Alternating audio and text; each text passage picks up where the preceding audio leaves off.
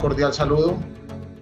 Damos inicio a nuestro primer panel en este foro internacional organizado por la Misión Alternativa de Empleo y que tiene como propósito fundamental entregar no solo la agenda alternativa para un momento histórico como este, sino también abrir espacios de conversación con estos paneles temáticos que tendremos en la tarde de hoy. Asistimos a este panel denominado Estructura Productiva y Modelo Económico y nos acompañan tres personas, profesores y una senadora, y a partir del diálogo que sostendremos con ellos, pues vamos a entrar en algunos análisis alrededor de estos dos temas que es estructura productiva y modelo económico. Los presento, nos acompañan hoy entonces en el panel la doctora Mónica Xavier, es doctora y senadora uruguaya, es presidenta del Frente Amplio de Uruguay. Con un saludo especial, muy buenas tardes, doctora Mónica. Nos acompaña también el profesor Jorge Iván González, doctor en Economía, investigador emérito de MinCiencias, es director del Centro de Investigaciones para el Desarrollo de la Universidad Nacional, es decano de la Facultad de Economía de la Universidad Nacional, consultor internacional, profesor universitario e investigador de la Corporación Latinoamericana Sur. Y nos acompaña también Mario Valencia, economista, magíster en políticas públicas, coordinador de incidencia de sede de trabajo, profesor de economía de la Universidad Nacional y del CESA, columnista de los diarios El Espectador, de la revista Semana, autor y coautor de 4 libros y de decenas de publicaciones sobre temas económicos. Y estaré al frente de la moderación. Mi nombre es Jorge Coronel, economista y profesor universitario, columnista del diario Portafolio, miembro de la Misión Alternativa.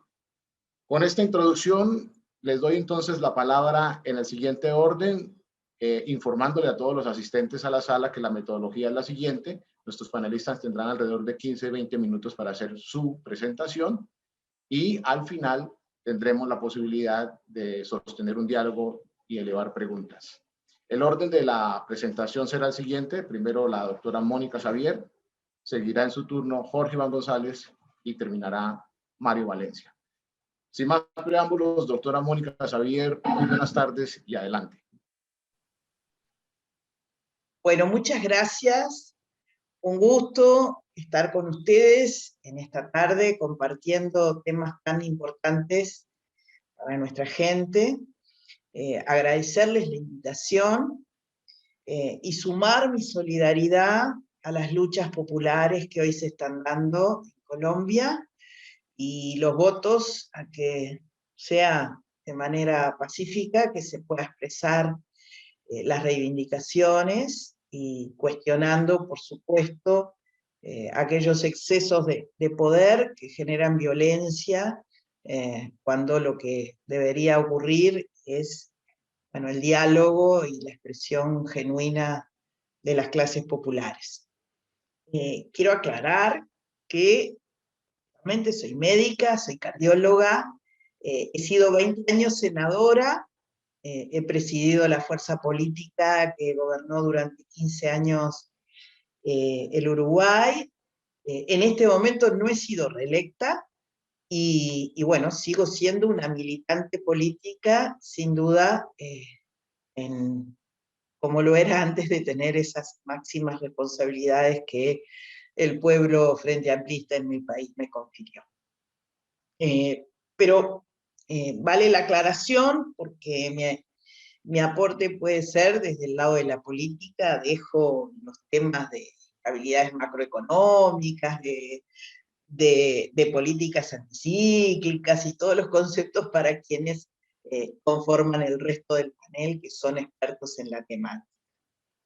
Creo que una de las cosas que está claro en esta propuesta de analizar estructura productiva y modelo económico es la necesidad de generar un rumbo diferente a nivel global y en cada uno de nuestros países. A la desigualdad estructural tan profunda en nuestra América Latina, esa herida que tiene nuestro continente de desigualdad, se le ha sumado esta pandemia por el COVID-19.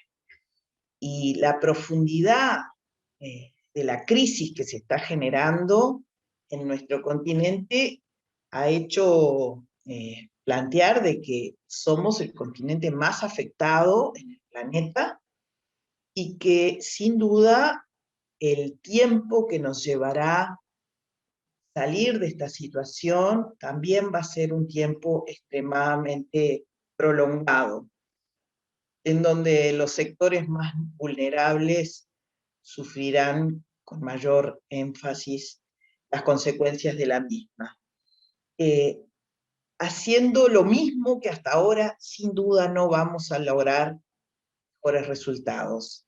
Y habremos desaprovechado una oportunidad en donde esta situación en que la pandemia ha puesto patas arriba al mundo, puede llevar a que encontremos los consensos necesarios para poder transformar en un sentido de mayor equidad y oportunidades para la vida digna de las personas. Creo que el desafío es inmenso y que estamos llamados a estar a la altura de estas circunstancias que estamos viviendo. Uno siente que en la región ha habido instancias en las que hemos podido coordinar algunos esfuerzos, pero seguimos balcanizados, seguimos sin compartir nuestras capacidades, y nuestra América Latina sigue siendo un continente extremadamente desigual, con lo que ello conlleva, en particular para los sectores más jóvenes de la población. Las tendencias económicas, tecnológicas y productivas recientes han generado mayor desigualdad. La misma crece de manera permanente y está generando malestares sociales, está generando inestabilidades políticas, y esto está ocurriendo en todo el mundo. Especialmente el proceso más novedoso es que esto ocurra en los países más desarrollados. Estados Unidos, con un Trump, los partidos neofascistas en Europa, diferentes versiones de derechas populistas están respondiendo a muchas de las tendencias que en los últimos años han guiado la economía de nuestros países. Por supuesto que ello se suma a las luchas de los sectores populares, de las grandes mayorías, en el sentido de reclamar mejores condiciones de vida. El funcionamiento de estas cadenas de valor globales, dominadas por las transnacionales, ha generado desindustrialización en la mayor parte de los países de ingresos altos y medios altos, buscando bajos costos salariales, bajos impuestos, laxas normativas ambientales, y bueno, es el mercado, es la mano invisible. Cuando no se lo regula, cuando se lo deja actuar libremente, elige los países con las peores condiciones de vida, y eso genera una verdadera carrera hacia abajo, en la que para poder competir, cada país tiene que bajar los salarios, desregular las relaciones laborales, convirtiendo a los trabajadores y trabajadoras en una variable de ajuste. Deben bajar los impuestos, y bueno, estas realidades son muy parecidas a lo que vivimos en los 90, donde el neoliberalismo en nuestra región hizo grandes estragos, afectando el presente de los trabajadores, pero también afectando a proyección de futuro con el impacto sobre la protección social de los mismos. Esta afectación que la pandemia genera, que viene a desnudar aún más todas las desigualdades, no ha sido igual para todos, sin duda. Ha generado una mayor concentración del capital en esas cadenas de valor globales, y la lista reciente de Forbes nos ilustra claramente cómo esa concentración del capital se ha dado. Hay 600 personas más dentro de esa famosa lista. 2.755 personas conforman ese listado de multimillonarios, y los primeros 5 lugares corresponden a fundadores de Amazon, de Tesla, del LVMH, de Microsoft, de Facebook. Nuestra región aporta 51 personas a esa lista, aunque comencemos en el lugar 16 con el archi famoso y millonario Slim. Recientemente, la directora del Fondo Monetario ha propuesto acuerdos globales para gravar a las multinacionales. El escenario de negociación sea la OCDE, y que se pueda generar allí un gravamen a las multinacionales. ¿Cómo ha llegado a ser la situación de desigualdad para que sea el Fondo Monetario Internacional el que proponga estas alternativas? Pero sin duda estamos llamados en ese intento de hacer cosas que reviertan la grave situación que vivimos, a generar un nuevo pacto fiscal en nuestros países, ayudados por estos nuevos vientos que soplan, que ojalá lo sigan haciendo, y que deben convocarnos a discusiones en nuestros países, pero también en los organismos multilaterales. Y sin duda hay que eliminar los paraísos fiscales, porque de nada sirve que pensemos en algunas medidas si no sacamos de la faz de la tierra el camino corto que realizan todos estos grandes capitales de ir a parar a los paraísos fiscales, en lugar de tributar en nuestros países y generar con ello políticas públicas que logren mejorar la condición de vida de todas y todos. Creo que es fundamental el retorno de la política industrial, basada en la activa participación del Estado, en fomentar la investigación científica y tecnológica y su aplicación productiva. Uno escucha una y otra vez en nuestros países subdesarrollados que la inversión en ciencia y tecnología es para países ricos, cuando queda claro que son países ricos porque, entre otras cosas, apostaron a la ciencia y a la tecnología para aplicarla en las políticas productivas, con ello logrando valor agregado a el empleo de nuestros trabajadores y teniendo de esa manera una estrategia de desarrollo completamente diferente a quienes ponemos solo nuestras riquezas naturales al servicio de la explotación productiva. Es fundamental una política pública que fomente la diversificación productiva.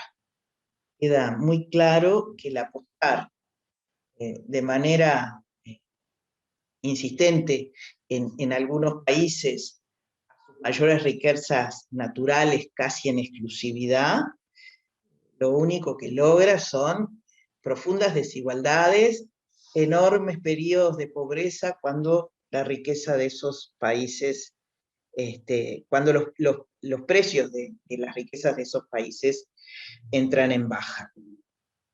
Por tanto, la diversificación productiva es algo que por lo menos nosotros hemos intentado, pero hemos quedado muy lejos de poderlo lograr. Se necesita subsidios a los costos asociados al riesgo de afrontar actividades productivas nuevas y más complejas. Y hay que poner en claro estos subsidios para que queden transparentes los apoyos para toda la sociedad. Además necesitamos una revolución energética para que la energía con la que se sustenten en estas transformaciones productivas sean limpias, sea sustentable, y se necesita estimular la economía circular con sostenibilidad social y sostenibilidad ambiental. Sin duda, la importancia de la estructura productiva deja en claro que importa que no es neutral y que no es lo mismo producir microchips que bananas y exportar cada una de esas cosas. Es necesario generar un conjunto de capacidades productivas. Se deben diseñar políticas para producir y adoptar tecnología. La cantidad y calidad del empleo que genera cada una de las actividades productivas es sustancialmente diferente. Por lo tanto, no solo importa el Producto Bruto Interno, o sea, la cantidad de riqueza que generamos, importa tener en claro la composición de esa riqueza que generamos, cómo diferentes actividades importan a ese Producto Bruto. Las estructuras productivas y el empleo basadas en servicios simples, como el comercio, los restaurantes, el servicio doméstico, demuestran una y otra vez, y nuevamente en esta crisis COVID-19 que estamos viviendo, que son vulnerables, que generan inestabilidad y desigualdad social. No es que estas tareas no deban existir. Lo que ocurre es que tenemos que tener claro el valor y la repercusión social de cada una de esas tareas. La estructura productiva y la desigualdad es algo que tenemos que tener en claro. Cada vez queda más claro que esa estructura productiva no es independiente de los niveles de desigualdad social. Y ese es un tema central, la educación. Hoy la inclusión digital universal son imprescindibles. En este sentido, quiero hacer algo autorreferencial de Uruguay. Durante los gobiernos progresistas llevamos adelante lo que se dieron en llamar el Plan Ceibal y el Plan Ibirapitá, que fueron políticas públicas dirigidas a la inclusión digital, con ordenadores, con conexión gratuita a Internet. Y esto se llevó adelante, por ejemplo, en la educación pública, inicial y secundaria, incluso con la oposición de los docentes, por lo menos inicialmente. Pero quedó claro que el presidente Vázquez tenía una mirada de un futuro que ya había llegado, pero que no queríamos reconocer. Y en eso las fuerzas conservadoras, y muchas veces eso nos penetra en los sectores populares, tienden a no querer ver la realidad y a decir, bueno, eso es del norte, eso es de los países desarrollados. Y esto hoy está entre nosotros y lo que tenemos que hacer no es negarlo, sino abrir los canales para que sea accesible a todas y a todos, sobre todo a los sectores más postergados. Las estructuras productivas basadas en actividades complejas, industriales y de servicios requieren personal altamente calificado y reparten mejor la riqueza y las oportunidades. No solo tenemos que distribuir mejor la riqueza con sistemas tributarios justos y adecuados.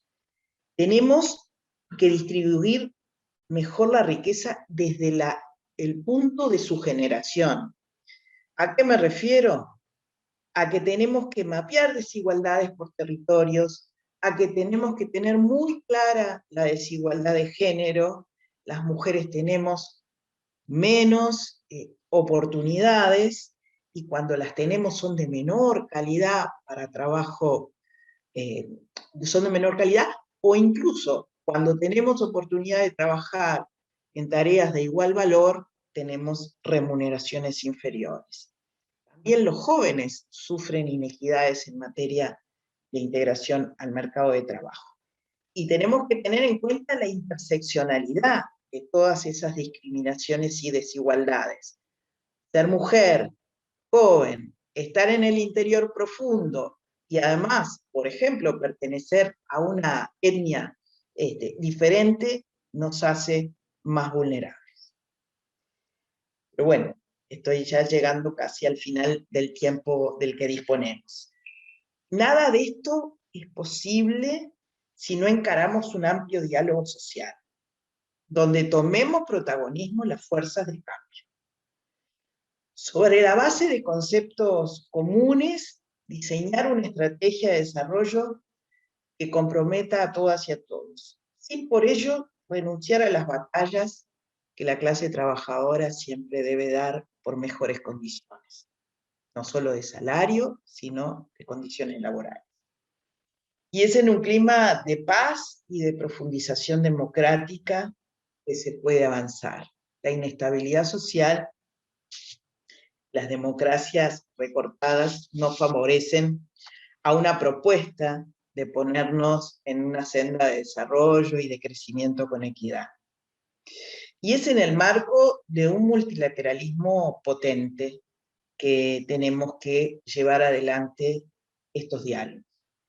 Y sin duda, una integración regional solidaria que tenga una perspectiva amplia y no exclusivamente integración de tipo comercial, sino que logre que otros planos, particularmente el plano social, sean parte de esa integración. Así que por acá me voy quedando reiterando el agradecimiento a quienes han generado esta instancia. Mónica, muchas gracias por su intervención, por su relato, su presentación, su diagnóstico, el saludo que nos envía y el clamor a encontrar rutas para la situación que inclusive estamos viviendo en el país, pero al mismo tiempo, muchas gracias por la forma como no solo diagnostica, sino que abre las alternativas para encontrar salidas a este momento histórico y permite soñar con la posibilidad de cambios en la estructura económica y productiva de los países, particularmente de América Latina. Seguimos en este panel, ahora invitando al profesor Jorge Iván González a su intervención. Con un saludo especial, profesor, bienvenido. Muchas gracias a Mónica por su presentación. Estamos de acuerdo con muchos puntos y una de las ventajas de estas conexiones virtuales es que estamos muy informados de lo que pasa en América Latina, de las preocupaciones comunes. Y entonces yo empezaría retomando esa frase de Mónica: es necesario cambiar la ruta, y es necesario cambiar la ruta de una manera global. Esta no es una tarea solamente de un país, sino que es una tarea colectiva. Y entonces me parece que ese es un llamado fundamental. Y creo que hay algunos elementos de mi presentación que van a tocar ese punto. Lo primero, lo que hemos dicho en las reuniones de la Escuela Nacional, en esta misión alternativa de empleo. Claro, uno entiende las angustias inmediatas y uno entiende las dificultades y la importancia de discutir el salario para el próximo año, etcétera. Pero este panel, esta mesa, un poco lo que quiere pensar es qué tipo de desarrollo necesitamos. Ahora Mónica decía, la composición del empleo es fundamental. No es lo mismo economías extractivas que economías de alta calidad tecnológica. La relación factorial es fundamental en las dinámicas de empleo, y entonces Colombia y gran parte de América Latina pues tiene que superar el proceso de reprimarización. Mónica utilizaba el término desindustrialización en el que hemos caído. Algunos datos de Colombia son absolutamente contundentes. En 1965, nosotros teníamos una matriz exportadora completamente distinta a la que tenemos ahora. En 1990, después de todos los procesos de sustitución de importaciones, nosotros teníamos el 34% de las exportaciones de minerales y teníamos un 16% de exportaciones industriales, que no era un volumen muy importante, pero que sí era un volumen significativo, sobre todo si lo comparamos con la situación actual, en donde el 67% de las exportaciones son petróleo y carbón, frente solamente a un 6% de exportaciones industriales. Entonces, clarísimamente, la primera constatación es una reprimarización de la dinámica exportadora con todas las consecuencias que eso ha tenido. Cuando uno mira los indicadores colombianos, tuvimos un auge durante la bonanza y tuvimos un deterioro en términos económicos y sociales muy fuerte después de que se cayó la bonanza antes del COVID. En el texto que nosotros proponemos se hizo una evaluación de dos periodos, el periodo 1960-1990 frente al periodo 1991-2016. Y todos los indicadores, todos, son mejores en el primer periodo. El indicador de producto, por ejemplo, en el primer periodo tuvimos un crecimiento promedio año de 4.5, mientras que en el segundo periodo un crecimiento de 3.3. La inversión fue mejor en el primer periodo, la dinámica exportadora, el balance en cuenta corriente. Entonces hay que tener en cuenta lo que pasó entre 1960 y 1990, la importancia que le dimos a la intervención del Estado, la importancia que le dimos a la consolidación del mercado interno, la importancia que le dimos al Grupo Andino, la importancia que se le dio al tema de sustitución de importaciones y la preocupación por la industrialización, son elementos que hay que considerar. Desgraciadamente, con la bonanza, pues Colombia tuvo todos los síntomas de la enfermedad holandesa. El balance de la cuenta corriente en el 2004 era de menos 0,6% del PIB y al terminar la bonanza llegamos a la situación absurda de tener un déficit de cuenta corriente de 6.5% del PIB cuando debería haber sido todo lo contrario. Lo más absurdo es que aumentamos las importaciones de manera considerable durante la bonanza y el ritmo exportador que se suponía que debería jalonar, pues sencillamente terminó ahogado por una dinámica importadora. Entonces destruimos el aparato industrial, el aparato agropecuario. Los agricultores colombianos se quejan de que en este momento estemos importando casi 13 millones de toneladas de alimentos, cuando antes de la bonanza estábamos importando 1 millón de toneladas de alimentos. Entonces abrimos la economía y no creamos condiciones para aprovechar la bonanza. Este es un punto que obviamente en nuestros debates sobre empleo parece muy lejano, pero es fundamental tenerlo en cuenta porque esa lógica extractivista pues ha sido muy dañina desde el punto de vista ambiental y además no ha generado dinámicas de empleo. Entonces, ¿qué hacer? Primero, y el símbolo fundamental es el cambio de la matriz energética. Mónica hacía referencia a la OCDE, Colombia entró a la OCDE, es muy importante que Colombia acepte por lo menos los lineamientos que en teoría está defendiendo la OCDE para el cambio energético. ¿Y cuáles son esos puntos? Primero, el liderazgo desde lo público. En esto también coincido bastante con Mónica. El Estado tiene que ejercer el liderazgo. Yo esperaría que ahora con la pandemia nos convenzamos de eso. Los industriales colombianos yo creo que ya están entendiendo eso, pero es fundamental un liderazgo desde el Estado. Esto puede sonar para nosotros demasiado elemental y obvio, pero no ha sido así. El desprecio por el Estado que hemos tenido desde finales de los 80 hasta ahora ha sido crucial. Y entonces yo creo que hay que retomar el liderazgo del Estado, y eso obviamente implica un gasto público mayor. Colombia tiene un gasto público absolutamente pequeño, de 19% del PIB, unos tributos del 15% del PIB. Entonces esto hay que cambiarlo, necesitamos un Estado que efectivamente pueda intervenir. Mónica hacía referencia a la ciencia y tecnología. El presupuesto de Colombia de ciencia y tecnología sencillamente da risa. Entonces es un Estado que no está interviniendo. Segundo,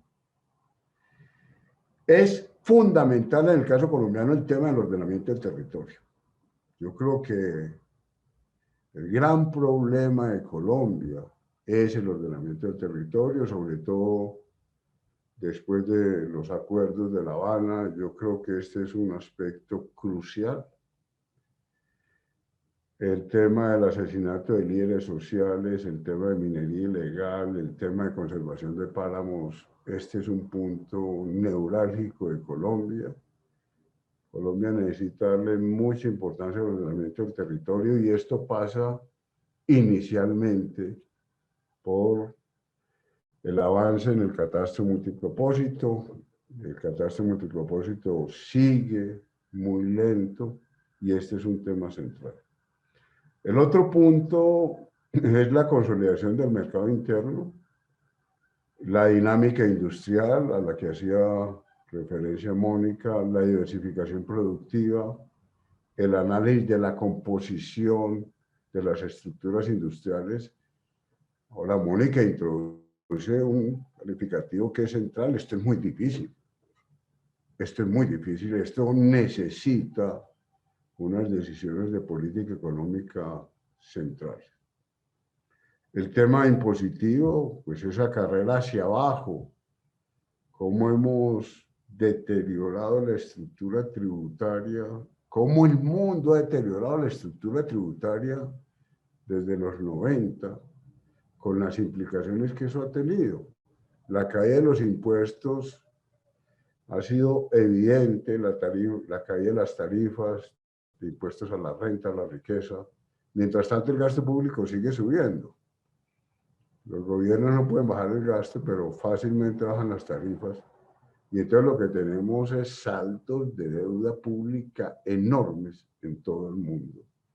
Y esta discusión sobre qué va a pasar con estos saldos de deuda pública, pues debe ser un componente también central de los debates. ¿Qué vamos a hacer?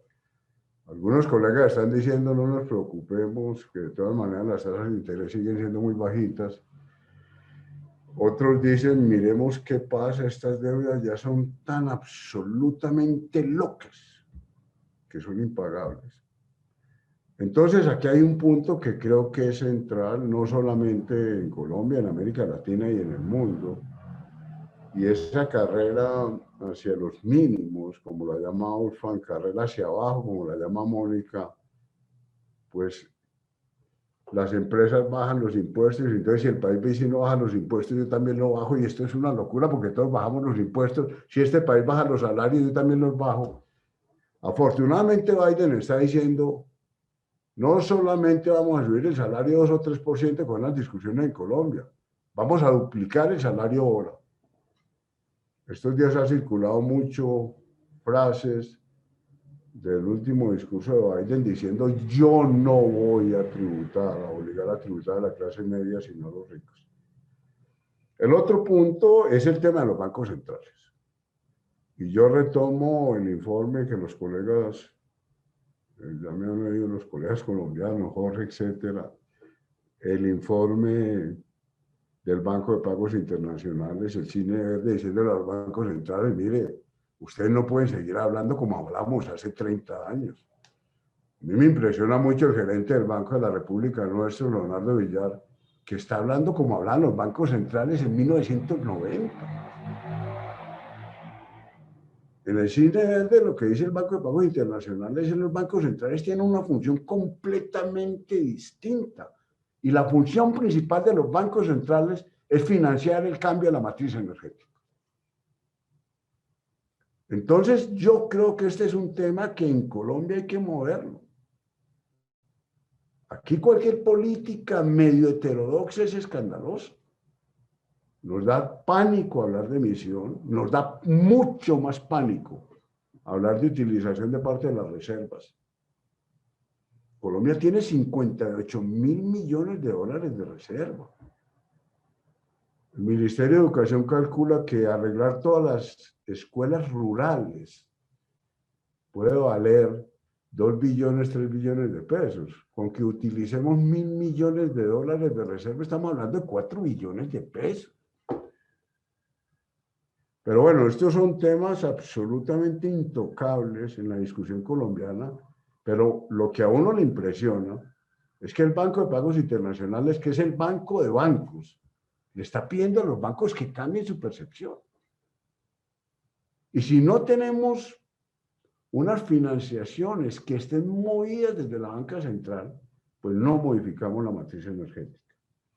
Y entonces termino añorando a Keynes y añorando a un keynesianismo verde. En los años 30, cuando Keynes escribe, pues este tema climático no era tan dramático.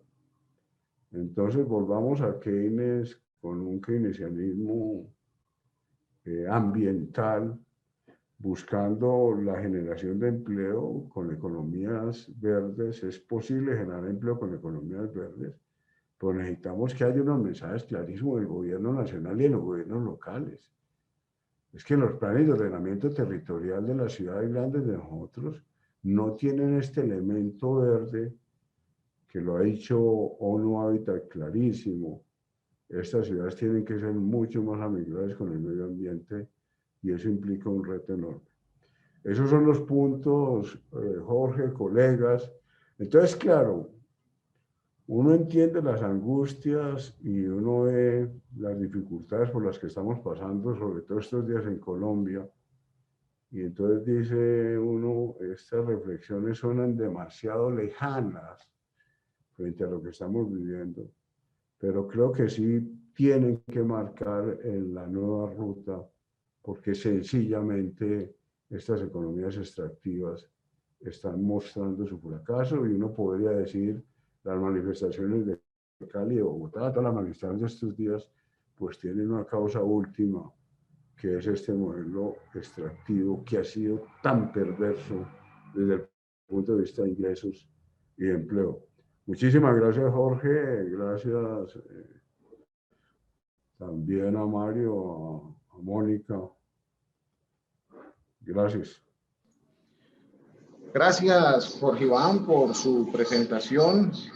Nos pone no solo en contexto y con una evidencia empírica, razones que justifican por lo menos abrir la discusión hacia un nuevo modelo, sino también romper paradigmas en algunos temas que han dominado la ciencia económica. Muchas gracias, Jorge Iván, y damos la bienvenida y la palabra a Mario Valencia. Adelante, Mario. Gracias, Jorge. Es un gusto pues estar en este panel. Muchas gracias por la invitación. Es un gusto estar con Jorge Iván y estar con Mónica.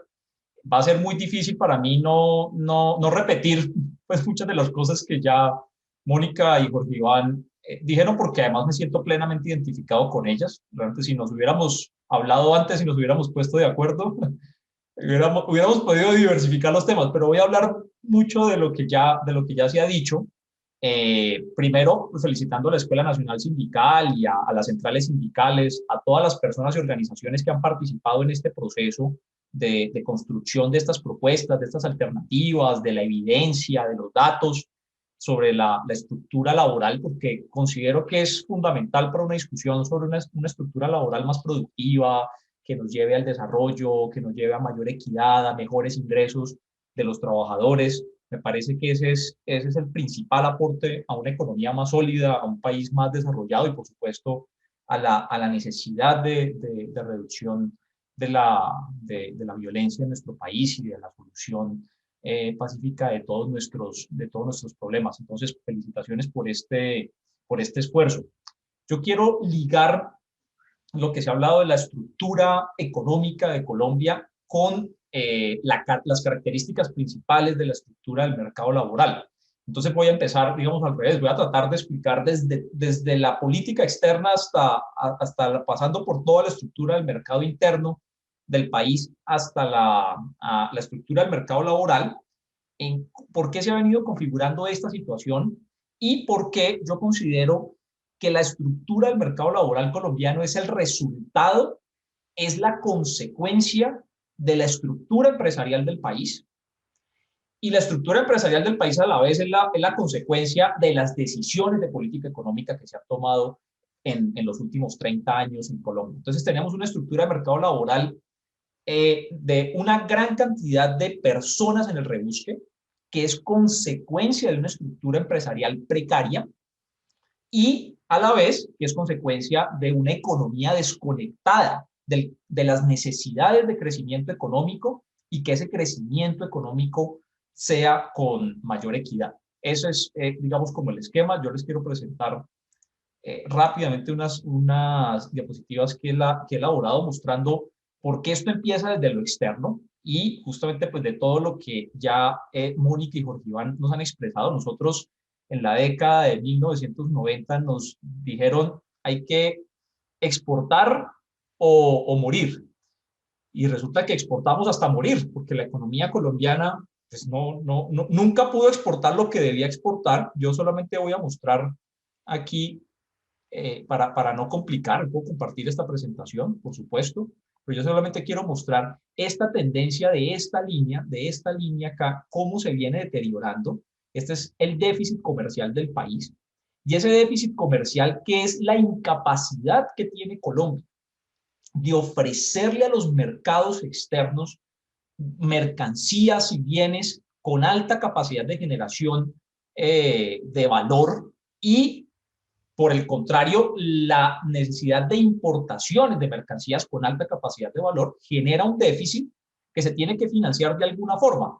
Aquí lo podemos ver más claramente. Este abismo, este gran hueco que se ha creado en la economía colombiana, que es todo este hueco, todo esto son recursos, estos son miles de millones de dólares, todo este hueco es lo que año a año Colombia pierde en sus relaciones con el mundo, lo que Colombia no es capaz de financiar. En teoría, este déficit de cuenta corriente, el déficit comercial se tiene que financiar de alguna forma, se financia o con más inversión o con más deuda.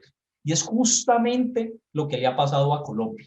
La inversión ha sido insuficiente y el país ha tenido que financiar estas pérdidas que además se acumulan, porque lo que usted no alcance a financiar en un año, pues la deuda no desaparece y se va acumulando. Todo esto nos ha obligado a un mayor endeudamiento, que hoy ya estamos en cerca del 60% del PIB, no porque antes, digamos, estuviéramos muy bien antes de la pandemia, pero digamos que esto ha venido en una tendencia creciente a tener que financiar esa falla en la política económica del país, en sus relaciones externas, con más deuda. Aquí lo podemos ver más claramente en el total de la deuda del país, que crece y crece y crece y crece y crece todos los años. Porque Iván ya lo expresaba, una deuda impagable en un muy buen sentido, pero además con una afectación ya en la estructura económica interna del país muy grave.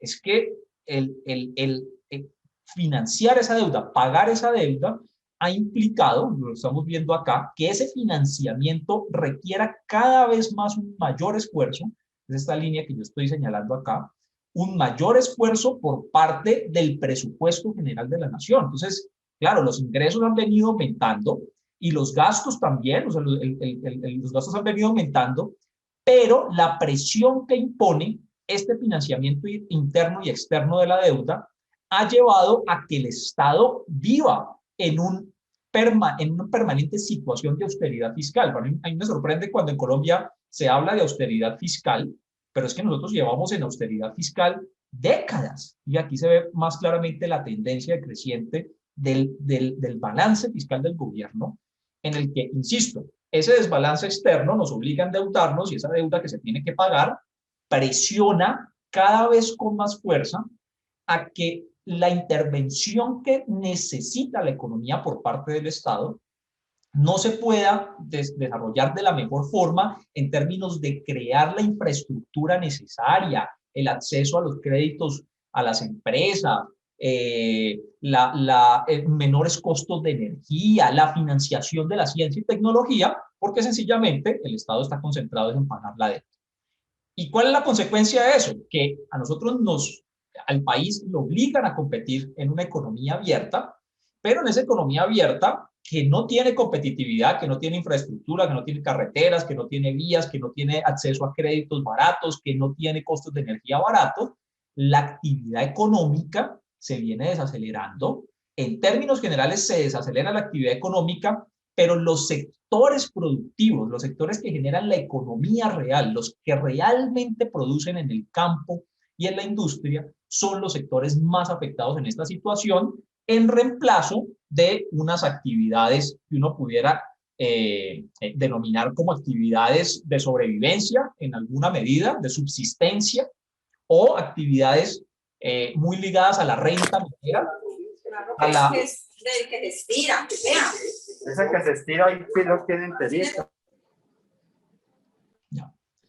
A la renta minera, a la renta financiera, a la renta inmobiliaria, que es en donde encuentra salida alguna posibilidad de creación de riqueza del país. ¿Sí? No la tenemos en las actividades productivas, sino en actividades de muy poca capacidad de generación de valor, principalmente de la renta, pero además somos malos rentistas. Entonces somos más o menos así como en lo laboral estamos en el rebusque, en lo comercial en la reventa, y en un rentismo que es un rentismo que no le aporta significativamente a la economía, porque además, como ya lo expresó Jorge Iván, pues el Estado viene renunciando sistemáticamente en esa carrera hacia la baja por cobrar cada vez menos impuestos. El Estado viene renunciando a participar de una mayor renta que le pudiera otorgar los recursos para poder financiar esas actividades productivas. En ese sentido, entonces, para ir concluyendo, y aquí también lo podemos ver, la desaceleración de la producción, de la renta, de las ventas, del empleo en la industria. Sí, esto es, cuando hablamos de desindustrialización es real, no es un tránsito desde la industria hacia los servicios, sino que realmente el país tiene cada vez menos capacidad de producir riqueza a través de la utilización de sus factores de producción, a través de los encadenamientos que cada uno de los sectores de la economía debería generar. Nosotros deberíamos tener una minería articulada con la agricultura, articulada con la industria y articulada con los servicios para que se generen unos encadenamientos significativos en el sentido de que cada sector le aporta al otro, en encadenamientos hacia atrás y encadenamientos hacia adelante, en un proceso de generación de valor agregado. Esos encadenamientos no los tenemos en Colombia en una muy buena medida porque los sectores están desarticulados, porque las empresas están viendo a ver cómo sobreviven en un mercado cada vez más estrecho, un mercado interno cada vez más estrecho y en un mercado externo que no son capaces de conquistar por la falta de competitividad del país. Y finalmente, pues esto se refleja en la estructura del mercado laboral. Insisto, tenemos los trabajos precarios, de baja calidad, de baja productividad, de baja remuneración y de altas brechas en términos de género que tenemos en Colombia antes de la pandemia y que no han sido capaces de recuperarse en los últimos meses y que han generado, por el contrario, más desigualdad justamente como consecuencia de esa estructura productiva del país, en la que ustedes lo ven acá. Tenemos más población económicamente activa, que eso es algo positivo en el país. O sea, no es falta de fuerza de trabajo, digámoslo así, pero al mismo tiempo tenemos aquí, por acá, en los últimos años, una desaceleración de la capacidad de absorber fuerza de trabajo, de una menor capacidad de ocupación.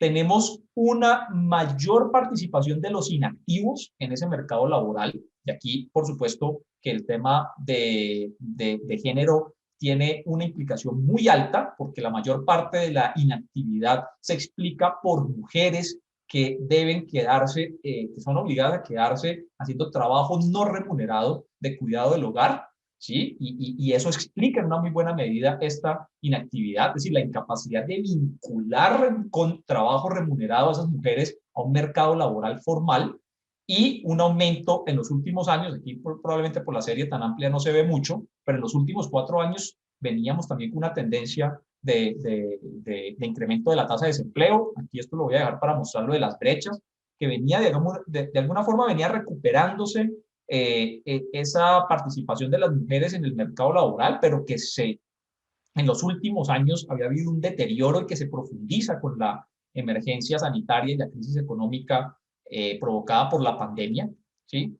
Y finalmente, esto lo decidí incluir a última hora, escuchando a Mónica, porque coincido plenamente con lo que ella dice. Si nosotros no pensamos un modelo económico diferente en el que existe una verdadera transformación productiva, mayor inversión, mayor capacidad del país de generar riqueza, no vamos a resolver los problemas del mercado laboral.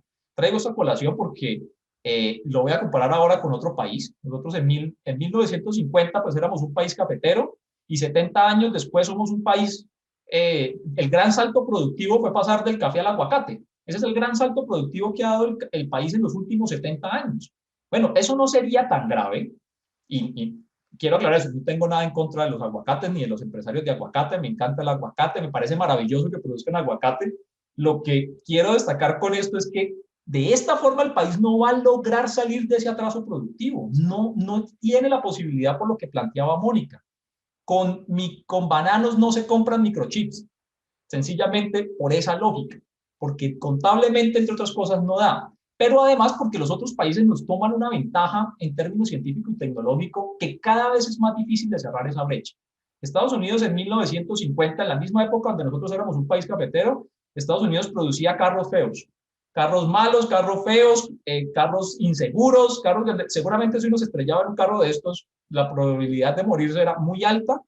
Pero Estados Unidos ya no hace esos carros. O sea, el gran salto tecnológico que ha dado Estados Unidos es pasar de producir estos carros feos a producir transbordadores comerciales que son capaces de llevar astronautas de la NASA con un costo además más bajo que lo hacían antes.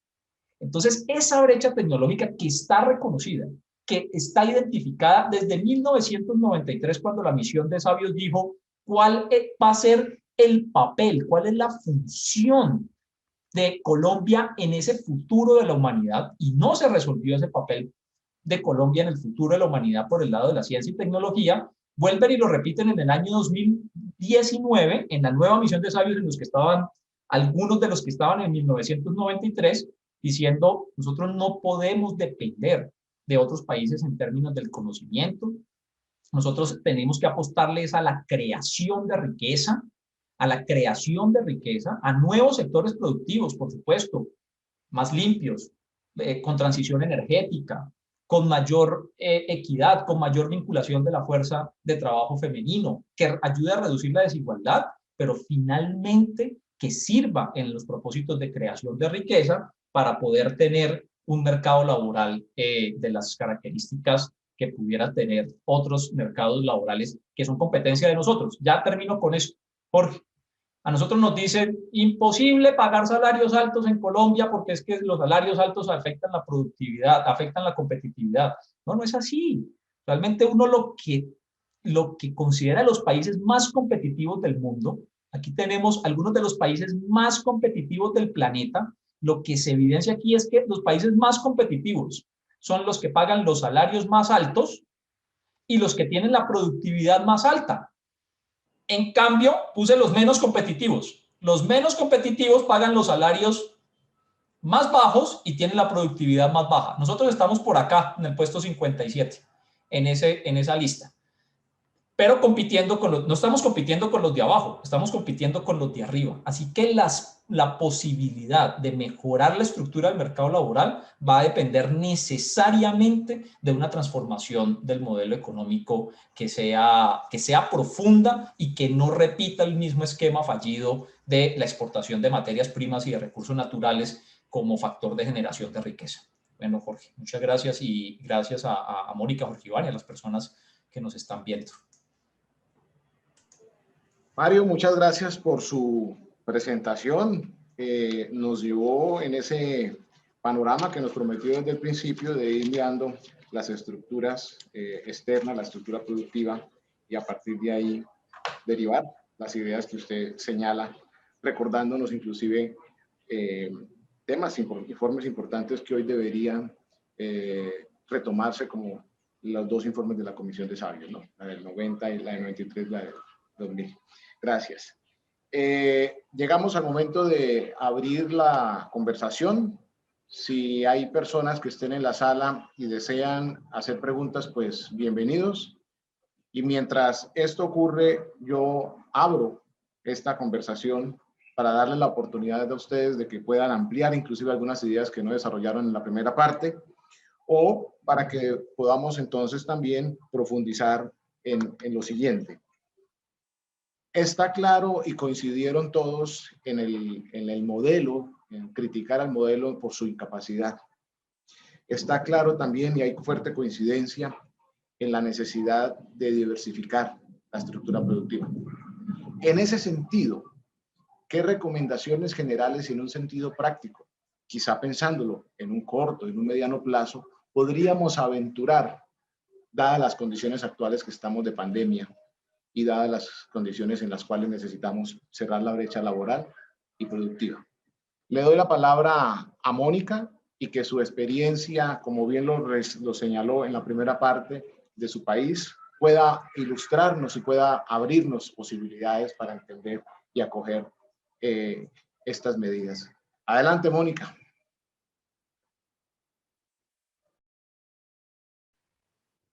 Sí, primero felicitar a Jorge Iván y a Mario porque, bueno, unos docentes fantásticos para exponer la realidad. Yo creo que una de las cosas que importa es el diálogo que se puede establecer en el mundo del trabajo. Y en ese sentido, con la academia también involucrada, dando toda esa evidencia científica que se elabora y que muchas veces, o las más de las veces, los gobiernos hacen oídos sordos, poder llevar una estrategia de desarrollo, una propuesta de estrategia de desarrollo, porque no solo debemos ser críticos, debemos levantar alternativas. Y para nosotros las políticas públicas se diseñan con evidencia. Y cuando uno a veces tiene con la mejor intención ideas, preconceptos, y luego va al desarrollo de los mismos y se encuentra que no lo verifica la realidad, bueno, ahí se da cuenta de que no es a talentar, sino a trabajar con todos los recursos que en nuestras sociedades disponemos para hacer esos diseños mucho más justos y asertivos. Entonces, creo que hay que llevar adelante una política en materia del mundo del trabajo que genere estabilidad, certeza. Obviamente el salario tiene que ser digno, pero además tenemos que preocuparnos mucho por las condiciones laborales, por ambientes que logren el estímulo y salir de esa visión esclavista que muchos de nuestros empresarios lamentablemente aún mantienen. Necesitamos, y ese cuadro que mostraba Mario es clarísimo, ¿no? Cómo hay un feedback positivo en los salarios, en la productividad, en los países que mejor llevan adelante las políticas. Muchas veces se le reclama a los sectores trabajadores mayor competitividad, pero no hay desde el punto de vista del diseño en el trabajo de esas diferentes ramas, los elementos que hagan posible esa mayor competitividad. Entonces, realmente necesitamos sensibilizar a nuestras burguesías nacionales de que hay mejores formas de llevar adelante, aún en este sistema capitalista tan desigual, sus afanes de lucro. Obviamente nosotros apostamos a mayor equidad en el trabajo, entre el trabajo y el capital.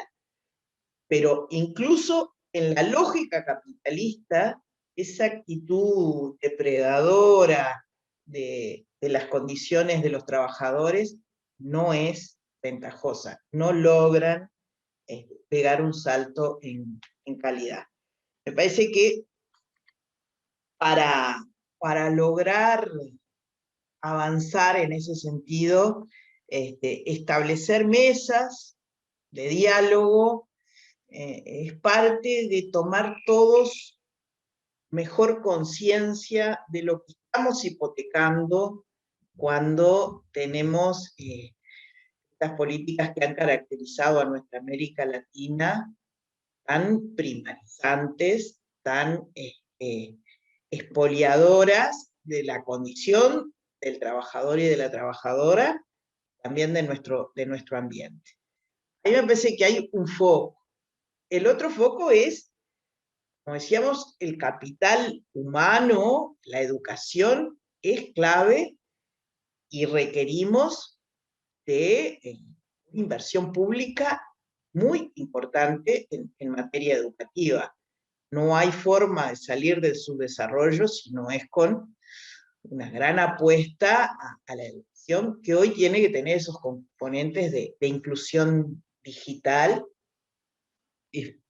esenciales para competir en este mundo. Hay una revolución tecnológica que ya llegó, que no puede dejar gente por el camino, que no se trata de romper ordenadores, como en algún momento se rompieron a las máquinas, sino que se trata de tener la capacidad para la mejor utilización. Hoy la pandemia nos está obligando al teletrabajo, y claro, en condiciones muy desiguales, donde muchas veces se exige el teletrabajo, por ejemplo en mi país, desde el espacio estatal, pero ni se piensa en las condiciones en las que uno le reclama al trabajador que esté cumpliendo con su trabajo desde el punto de vista del teletrabajo. Y claro, es un mundo que ya llegó, es un mundo que lo tenemos que reconocer y tenemos que generar condiciones en las cuales no sea otra superexplotación de hombres y mujeres, sino que, bueno, sea otra forma de llevar adelante, y en este caso por razones sanitarias, pero también por otras razones en las que, bueno, hoy mismo en esta forma de compartir estamos a kilómetros de distancia pudiendo dialogar como si estuviéramos de forma presencial. Yo insisto en la mirada de género y todas estas cosas, porque la pandemia agudizó la necesidad de visualizar y poner en valor el trabajo de las mujeres no remunerado. Los cuidados son una necesidad para el desarrollo de sociedades armónicas, en donde todos tengamos un mínimo de capacidad para elegir nuestros roles. Y también voy a nuestra experiencia. Generamos en el último periodo, de los 3 periodos de gobierno consecutivos que tuvimos, un sistema nacional integrado de cuidados, en donde había 3 poblaciones objetivo: los niños, los adultos mayores con dependencia y las personas con discapacidades que generaran dependencia. Bueno, ese sistema de cuidados, que se constituía en una pata de protección social, en definitiva, con un aporte, sí, de fuerza de trabajo de mujeres, porque tenemos un mandato social de toda nuestra historia de cuidar, pero pasar de ese cuidado no visibilizado, no remunerado, a una formalización con capacitación de trabajadores y trabajadoras, con reglas sociales para que ese trabajo se desempeñara en toda la formalidad. Bueno, hoy el gobierno de derecha que tenemos, con fuerte impronta neoliberal, el padre del actual presidente gobernó del 90 al 95, por tanto la matriz la traen muy proyectada, viene desmantelando ese sistema de cuidados, y las mujeres nos hemos visto muy tensionadas en esta pandemia, cuando las clases se volvieron remotas, cuando el trabajo se volvió teletrabajo, a barajar en los hogares todas esas tensiones. Y bueno, por un lado la constatación de que requerimos de un sistema de cuidados para que la corresponsabilidad en el hogar sea un complemento más de algo que sea una matriz diferente de corresponsabilizarse en las tareas del hogar. No sé, quedo por ahí. Bien, Mónica, gracias. Quiero destacar 2 puntos. El llamado a la importancia del diálogo social, es un principio fundamental inclusive de la OIT, y lo que señalabas en la parte final, y es la advertencia sobre cuando gobiernos desmantelan políticas que venían siendo importantes en la construcción de mejores relaciones sociales. Gracias, Mónica. Jorge Iván, la misma pregunta en el sentido de, bueno, ¿qué ideas más rápidas? Recomendaciones. Sí, dale. Yo diría esto, Jorge. Primero, tratar de compartir el diagnóstico. Cuando uno mira las gráficas que presenta Mario, las tendencias de América Latina que son tan contundentes, uno dice, ¿por qué no estamos de acuerdo? Yo creo que mirar la dinámica de importaciones, mirar la estructura exportadora, mirar la forma como ha evolucionado el balance en la cuenta corriente, en la cuenta comercial, pues son datos absolutamente evidentes. El hecho de que el carbón esté perdiendo posibilidades de demanda a nivel internacional. La pregunta es ¿por qué no compartimos el mismo diagnóstico si las cosas son clarísimas? El gobierno colombiano todavía esperando que la reactivación se haga con fracking y con carbón. Entonces, lo primero yo lo llamaría, la primera recomendación yo lo llamaría unifiquemos el diagnóstico, o sea, indignémonos frente al diagnóstico, pues yo no sé por qué no nos indignamos, y yo creo que en esto las universidades tienen un papel muy, muy fundamental. Y es el temor a la felicidad.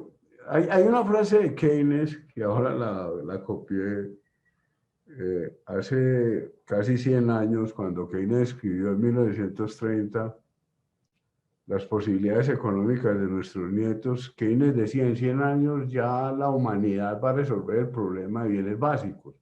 Eso ya no va a existir.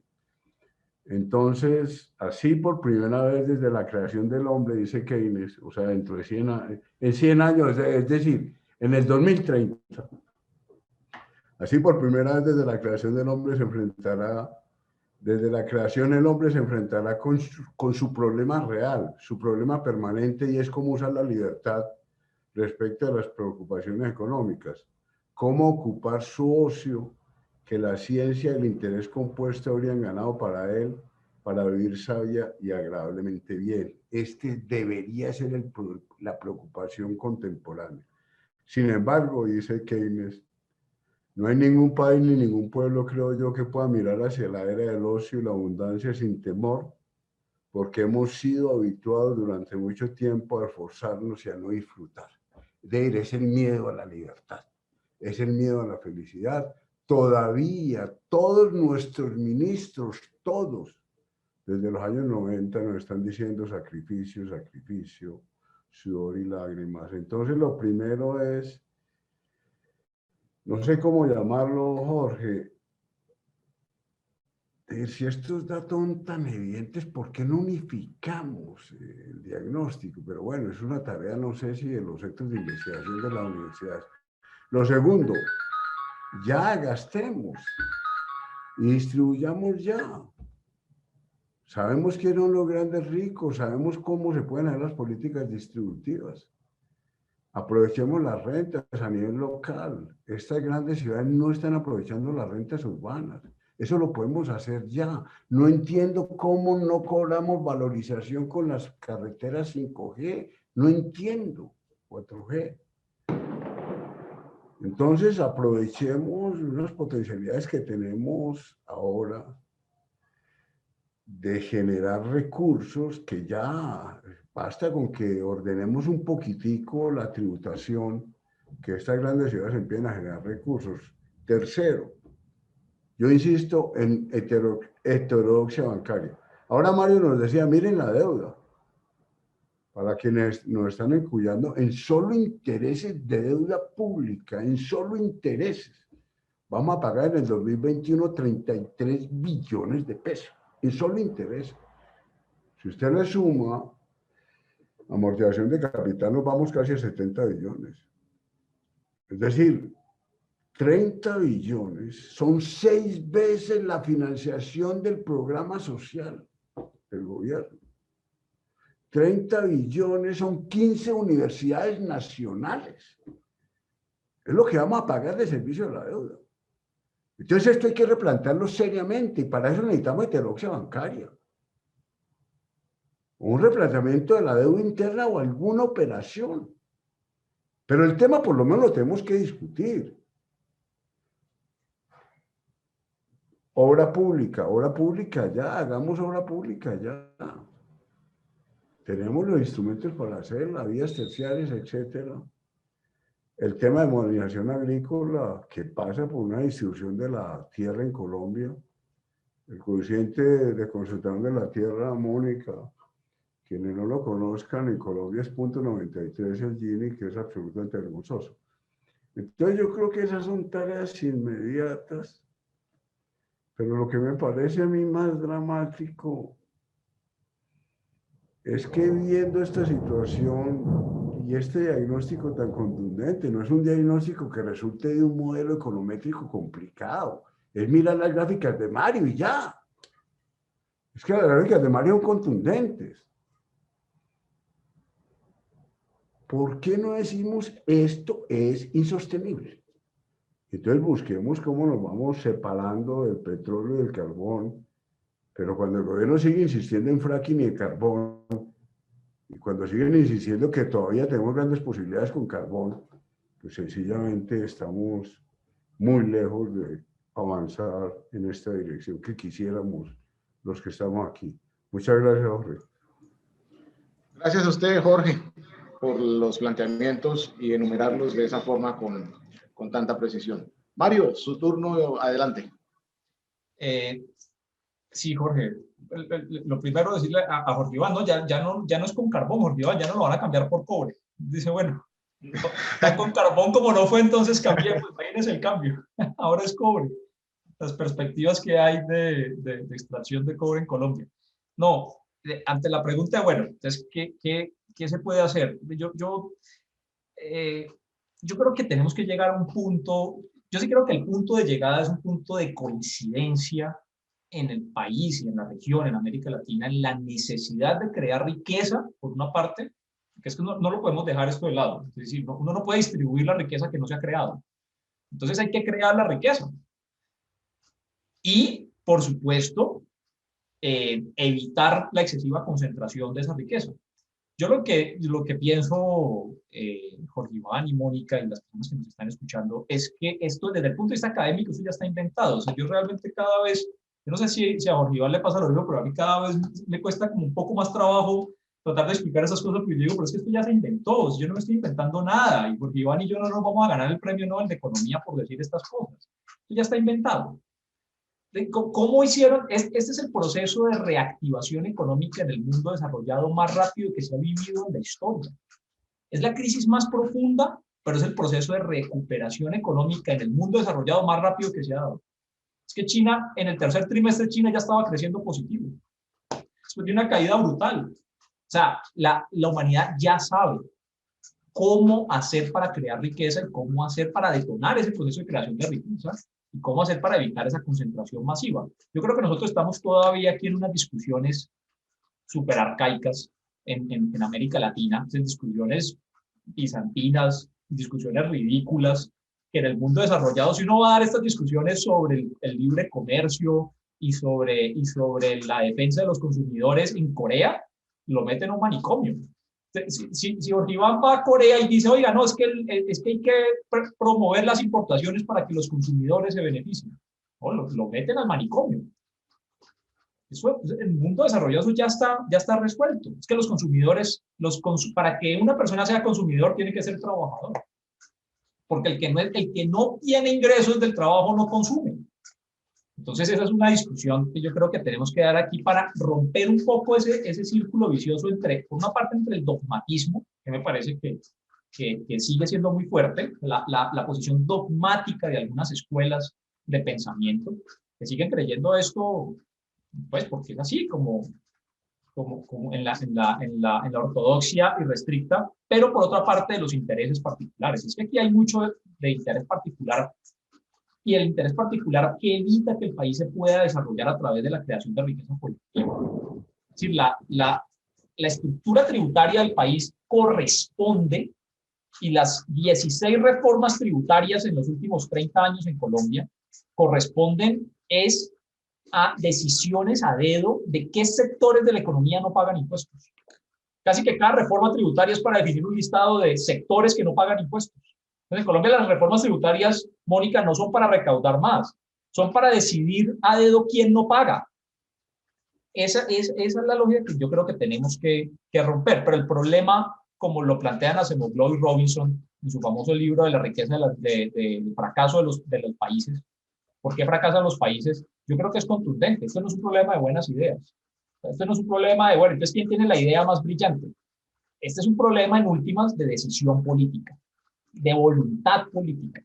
Si no hay políticas económicas orientadas a lo que dije inicialmente, a la creación de riqueza y a evitar mi concentración, se puede poner los modelos más hermosos, la econometría más bella, los modelos teóricos más hermosos, no va a lograr detonar el crecimiento económico. Termino solamente con dos frases, reiterando lo que plantea Jorge Iván. Lo monetario. Monetario, ya, eso no voy a repetir en eso, pero es absolutamente evidente que el Banco de la República no puede ser una institución por allá aislada de la realidad, ¿sí? Como no, nosotros somos los técnicos por acá arriba y a nosotros no nos metan en las discusiones del país, ¿no? La crisis económica de 2008 la resolvieron en buena medida, la financiación la resolvieron los bancos centrales, sino quiénes. Y desde lo fiscal, lo tributario, sino solamente 3 ideas, que son las ideas, entonces no son ideas de nosotros, ¿no? Son las ideas que en el mundo se están discutiendo. Impuestos corporativos a las grandes empresas, persecución a la fuga de capitales hacia paraísos fiscales e impuestos a la riqueza al 1% más rico, de la población. Ya con eso usted tiene, ahí tenemos para entretenernos en esas discusiones. Bueno, Mario, muchísimas gracias también por estas recomendaciones y la línea que traza. Definitivamente, un punto que debe quedar de este panel es el llamado a esa heterodoxia, como lo dijo Jorge Iván, en el tema monetario, porque no es usual que en la discusión del modelo económico y de estructura productiva esté justamente este enfoque. Luego, entonces, quiero hacer énfasis sobre él. Bien, siendo la 1:34 en Colombia, Mónica, son 3:34 allí en Uruguay. Les agradecemos a todos. A Mónica, muchísimas gracias por su tiempo. Compartió Mónica en el chat de este panel el comunicado de Colombia Merece la Paz que redacta el Frente Amplio de Uruguay. Agradecemos este gesto que han tenido con nosotros. Muchísimas gracias, Mónica, y su tiempo, ¿yo? A ustedes. Muchas gracias a Jorge Iván González también por su tiempo, la dedicación y la disposición. Profesor, muchas gracias, Jorge. Gracias, Jorge, no a ustedes, es un placer poder discutir estos temas. Muchas gracias. Bien. Y Mario, igualmente, gratitud por su tiempo y la dedicación que nos ha dedicado en este panel. Ha sido un gusto, Jorge. Un saludo muy especial para usted y para Jorge Iván y Mónica. Perfecto. A todos los asistentes, mil gracias y los invitamos a seguir en la agenda. Este tema quedó en punta y me atrevo a terminarlo de la siguiente manera. La discusión del modelo económico y de la estructura productiva pasa también por la discusión del Estado y es el panel que tenemos a continuación en el cual tendré papel protagonista y participaré como panelista.